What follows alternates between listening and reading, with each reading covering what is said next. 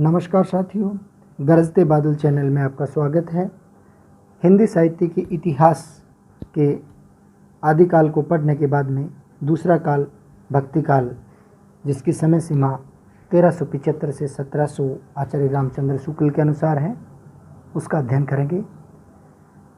इनमें हम देखते हैं कि भक्ति शब्द की व्युत्पत्ति या उत्पत्ति के संबंध में मोनियर विलियम्स के अनुसार भक्ति शब्द की उत्पत्ति संस्कृत की भज धातु में कितिन प्रत्यय के जुड़ने से हुई और भज का अर्थ होता है भाग या हिस्सा।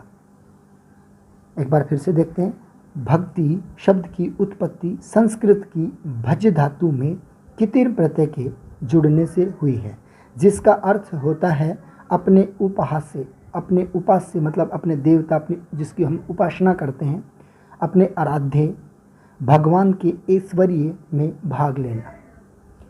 भज शब्द का अर्थ भाग या हिस्सा लेना होता है। भक्ति का सर्वप्रथम उल्लेख कहाँ मिलता है? ये प्रश्न कई बार कॉम्पिटिटिव एग्जाम्स में, प्रतियोगी परीक्षाओं में पूछा जा चुका है। भक्ति का सर्वप्रथम उल्लेख श्वेताश्वेतर उपनिषद में मिलता है। ये बहुत बार पूछा गया है, इंपॉर्टेंट तथ्य है, विशेष ध्यान रखें। भक्तिकालीन साहित्य तमिल भाषा में और फिर ब्रज और फिर अवधी भाषा में लिखा गया था। ये भी महत्वपूर्ण बात है कि भक्तिकालीन साहित्य सबसे पहले कौन सी भाषा में लिखा गया था? तो तमिल भाषा में लिखा गया। तमिल के बाद में फिर ब्रज भाषा में आता है और फिर अवधी भाषा में आता है। इसके बाद में अगली बात है, एक जगह कई पुस्तकों में नाम आता है बेबर और कई पुस्तकों में नाम आता है वेबर। तो इन दोनों में से वेबर शब्द सही है। वेबर इनका सही शुद्ध नाम, बेबर जो आता है वो अशुद्ध है, त्रुटिपूर्ण है, अतः इसको ध्यान न दे करके वेबर, इसीलिए दोनों नाम लिए थे यहाँ। एवं जॉर्ज ग्रियर्सन ने, वेबर एवं जॉर्ज ग्रियर्सन ने भक्ति साहित्य को ईसाइयत की देन माना है। अगला है, ताराचंद जी ने भक्ति साहित्य को अरबों की देन माना है।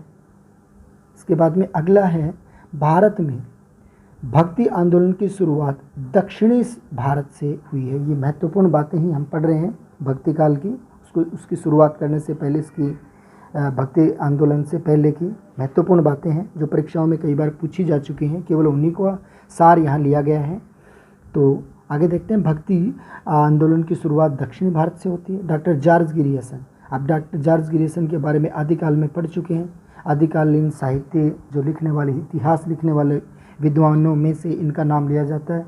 The modern vernacular literature of Hindustan नामक पुस्तक के लेखक डॉक्टर जॉर्ज ग्रियर्सन है।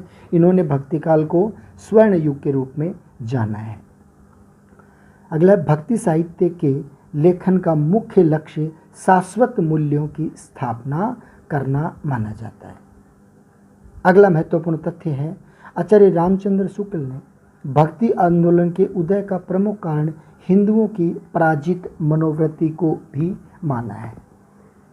इसके बाद में आइए हम देखते हैं कि भक्ति आंदोलन के उदय के कारण एवं परिस्थितियां ऐसी कौन कौन सी थी जिसके कारण से भक्ति आंदोलन की शुरुआत होती है। यहाँ 3 प्रकार के मत प्रचलित हैं भक्ति आंदोलन के उदय के कारणों को लेकर के। पहला मत हमारा आता है doctor George Grierson, Abid Hussain, Tarachand ji के अनुसार। इनका मत है, ये क्या कहते हैं कि भक्ति आंदोलन के उदय का कारण विदेशी प्रभाव माना जाता है। ये भी पूछा जाता है कई बार परीक्षा में कि विदेशी प्रभाव निम्न में से किन किन विद्वानों के अनुसार है, तो वो doctor George Grierson, Abid Hussain एवं ताराचंद। दूसरा मत हमारा आता है दामोदरन, मुक्तिबोध एवं इरफान, इनके द्वारा, इन साहित्यकारों के द्वारा, इतिहासकारों, हिंदी साहित्य के इतिहासकारों के द्वारा मार्क्सवादी प्रभाव माना है। और तीसरा मत हमारा आता है आचार्य रामचंद्र शुक्ल का, जिन्होंने माना कि जनता की चित्तवृत्ति एवं इस्लाम के प्रभाव को भक्ति आंदोलन के उदय का कारण मानते हैं। अब ऐसी कौन सी परिस्थितियां थी जिनके कारण से, विशेष परिस्थितियां ऐसी कौन सी थी जिनके कारण से भक्ति आंदोलन का उदय होता है?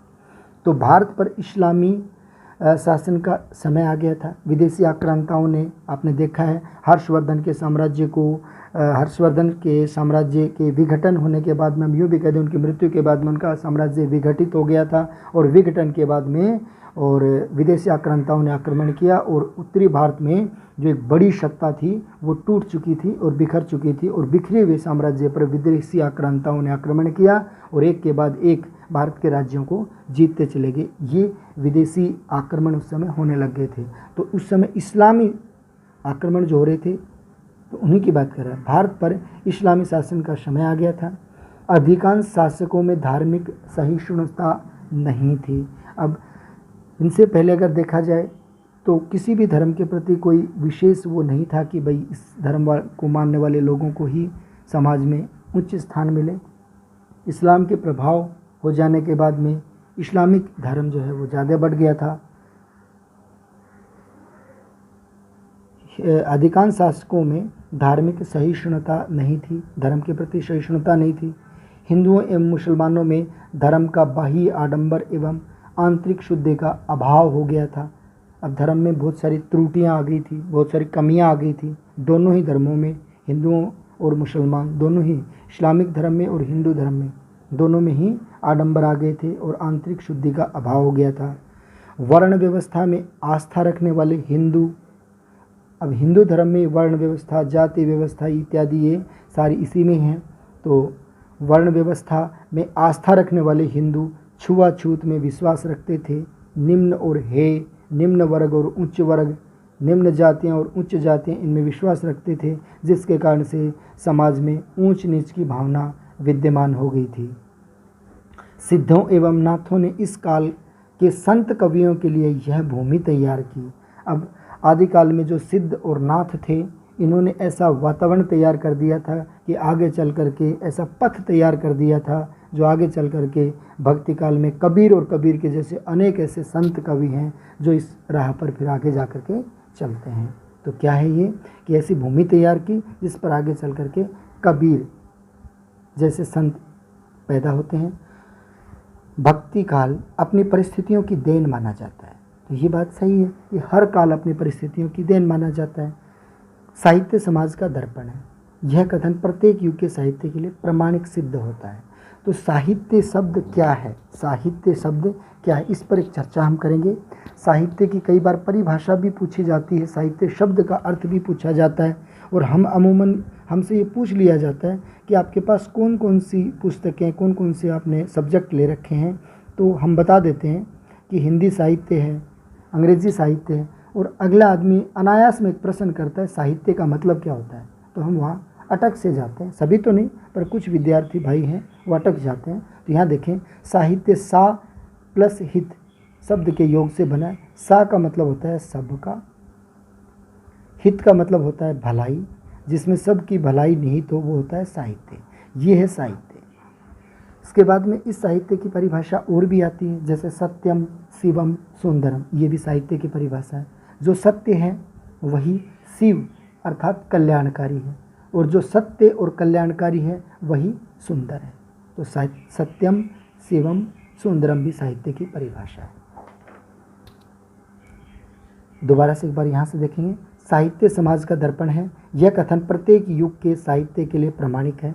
आदिकाल की समाप्ति तक कुछ ऐसी परिस्थितियाँ उत्तर भारत में उत्पन्न हो गई थी जिनकी प्रेरणा से भक्ति काव्य का उदय हुआ, और उन परिस्थितियों को हम इस प्रकार से अंकलित करेंगे। तो मैं ये कहूँगा कि अगले वीडियो में देखें, क्योंकि ये बात हमारी तय हो चुकी कि टॉपिक वाइज और छोटे छोटे वीडियो के माध्यम से हर चीज़ क्लियर करने की कोशिश करेंगे।